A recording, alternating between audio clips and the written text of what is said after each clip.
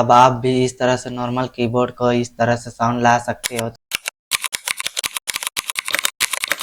Video के नीचे description में एक लिंक दिया गया है, उसमें टाइप कीजिए। इस तरह से पेज ओपन होके आ जाएगा। उसके बाद नीचे स्क्रॉल कीजिए, डाउनलोड में टाइप कीजिए। उसके बाद तीसरे नंबर पे टाइप कीजिए। अब डाउनलोड होना शुरू हो गया है। डाउनलोड हो जाने के बाद डाउनलोड सेशन में क्लिक कीजिए। उसके बाद इसमें डबल क्लिक कीजिए। अब ये सॉफ्टवेयर इंस्टॉल हो रहा है। इंस्टॉल हो जाने के बाद इस तरह से ओपन होकर आ जाएगा पेज। अब इसमें साउंड को कम बेसी कर सकते हैं आप।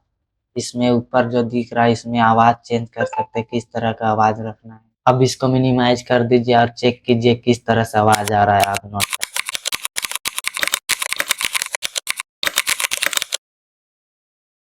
वीडियो अच्छा लगा हो तो ज़रूर लाइक करें और इसी तरह वीडियो देखने के लिए चैनल को सब्सक्राइब करें।